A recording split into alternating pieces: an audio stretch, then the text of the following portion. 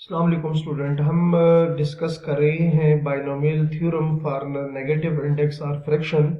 और पिछले लेक्चर में हम कुछ जो पॉइंट थे वो हमने पहला पॉइंट था उससे रिलेटेड, क्योंकि हम ऑलरेडी जो बाइनोमियल थ्योरम है फॉर नेगेटिव और फ्रैक्शन इन पावर के लिए वो हमने ये लिखा, उसके बाद हमने उससे रिलेटेड एक पॉइंट देखा। तो इस लेक्चर में हम क्या लिखेंगे कि जनरल जो टर्म है वो बाइनोमियल थ्योरम में जब आपके पास इंडेक्स नेगेटिव और फ्रैक्शन आ जाए तो उस केस में हमारे पास क्या होगी, जनरल टर्म क्या होगी। ठीक है। सो जनरल टर्म जो है उसको आपने डिनोट करना होता है r+1 से।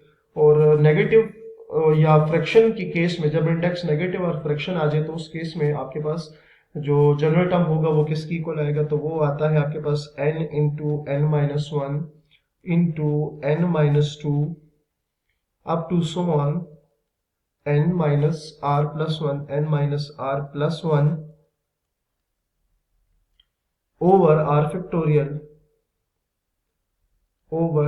factorial into x raised to the power r। ये हमारे पास क्या है, जनरल टर्म है। मतलब क्या हुआ कि अगर आपके पास एक ऐसा बाइनोमियल आ जाए जिसकी पावर या तो नेगेटिव आ जाए या फ्रैक्शन में आ जाए और आपने उस बाइनोमियल के एक्सपेंशन में से कोई भी टर्म फाइंड करनी हो, तो आप इस जनरल टर्म को यूज करके उस बाइनोमियल विद नेगेटिव और फ्रैक्शन इंडेक्स कि एक्सपेंशन की कोई भी टर्म आप इजीली फाइंड कर सकते हैं। ठीक हो गया।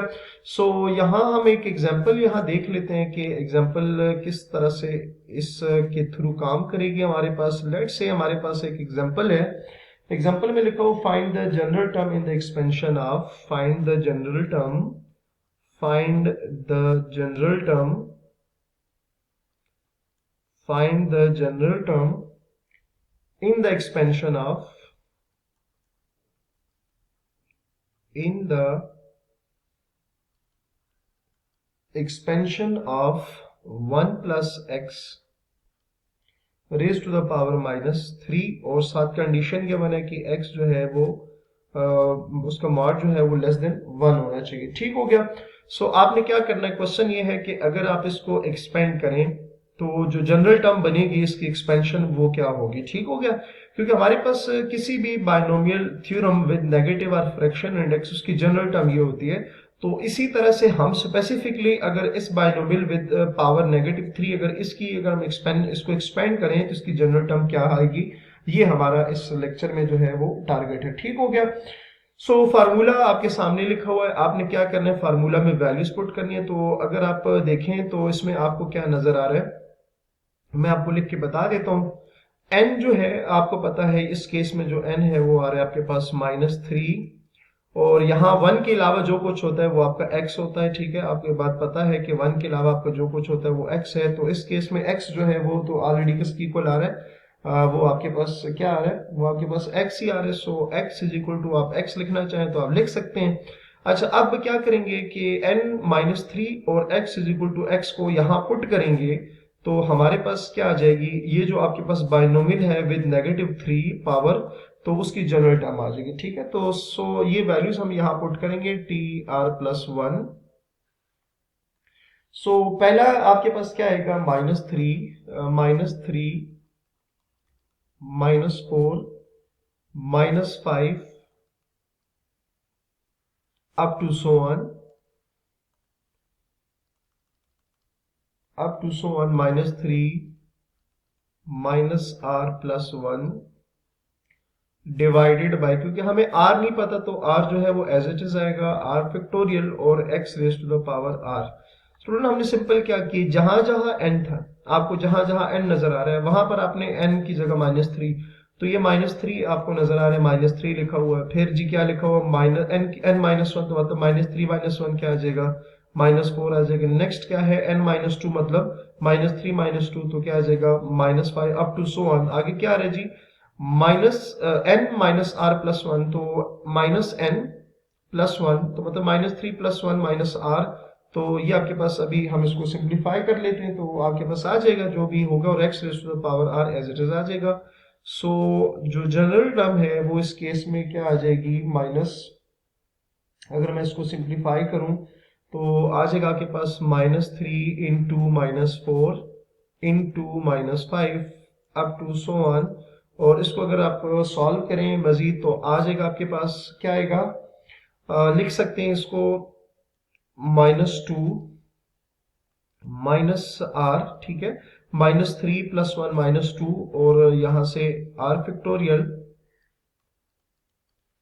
x raise to the power r t r + 1 -3 -4 -5 up to so on, ठीक हो गया, अप टू सो ऑन। और यहां से अगर आप देखें ना, माइनस को अगर मैं कॉमन ले लूं माइनस, तो अगर इसको कॉमन ले लिया जाए तो आपके पास क्या बनेगा, 2 + r divided by r factorial x raise to the power r, ठीक है। माइनस कॉमन लेने से जो साइन है अंदर वो क्या हो जाएंगे, चेंज हो जाएंगे, ठीक हो गया। अच्छा, सो टी r + 1, अच्छा इधर देखिए ये सारे जो माइनस है ना, अगर मैं इन सब को कॉमन ले लूं तो हमारे पास क्या आ जाएगा, -1 raise to the power r आ जाएगा, ठीक है। क्योंकि हमें नहीं पता कहां तक चल, लेकिन ये आपको पता है कि rth जो टर्म है, ठीक है, उस तक ये चलते जा रहे हैं, ठीक है। मतलब ये टर्म, ये जो वैल्यूज है कंटिन्यूसली चलती जा रही, कहां तक, rth टर्म तक। तो जो पावर होगी वो r आ जाएगी, ठीक हो गया। पावर क्या आ जाएगी आपके पास, r आ जाएगी। सो आपके पास क्या बचेगा, मैं उसको लिख सकता हूं, अगर जब यहां से माइनस कॉमन गया तो 3, जब यहां से जाएगा तो 4, यहां से आ जाएगा 5 up to so on, continuously यहां तक आएगा तो आ जाएगा 2 + r, और डिवाइडेड बाय r फैक्टोरियल और x raise to the power r, ठीक हो गया। अच्छा जी, अब इसके बाद हम क्या कर सकते हैं, हम लिख सकते हैं, अगर मैं इसको ना ऊपर भी 1 2 के साथ मल्टीप्लाई कर दूं और नीचे भी 1 2 के साथ मल्टीप्लाई कर दूं, तो हमारे पास क्या आ जाएगा, मैं आपको यहाँ पे क्लियर कर देता हूँ, T r + 1 -1 raise to the power r, ऊपर मैं क्या करूंगा, 1 2 के साथ मल्टीप्लाई भी किया और नीचे भी जो है 1 2 के साथ डिवाइड भी कर दूंगा, तो बाकी क्या आ जाएगा, 3 4 5, ठीक है, वो as it is up to so on r + 2। यहां पर भी उसी तरह से आप जब करेंगे तो आ जाएगा r factorial x raise to the power r आ जाएगा, ठीक हो गया। मजीद सिंप्लीफाई करेंगे तो t r + 1 is equals to -1 raise to the power r, ठीक हो गया। और यहां से अगर आप इसको देखें ना स्टूडेंट, यहाँ r + 2 से अगर r + 2 को आप इसको देखें ना, तो ये बेसिकली आपके पास किसकी इक्वल आएगा, ये आपके पास स्टूडेंट इक्वल आ जाएगा r + 2। अगर मैं इसको देखूं तो आप इसको लिख सकते हैं, किस तरह से आप लिखेंगे, r + 2 r factorial up to so on r + 1 into r + 2 divided by 1 और 2 का आप 2 फैक्टोरियल की फॉर्म में लिख सकते हैं, r फैक्टोरियल आ जाएगा, x raise to the power r आ जाएगा। तो स्टूडेंट अगर आप इसको एक्सपेंड करें तो वापस वही चीज आ जाएगी, ठीक है। अगर आप इसको एक्सपेंड करें तो आपके पास अगेन वही चीज आ जाएगी, आप बेशक इसको चेक कर सकते हैं, ठीक हो गया। सो और यहाँ पर सॉरी, यहाँ पर ये डॉट है, प्रोडक्ट है दोनों का। सो आपके पास जो जनरल टर्म आएगी इस केस में वो आ जाएगी -1 raise to the power r, r + 1 r + 2 divided by 2 factorial का मतलब 2 होता है, ये r फैक्टोरियल इस r फैक्टोरियल के साथ, ठीक हो गया, क्या हो जाएगा,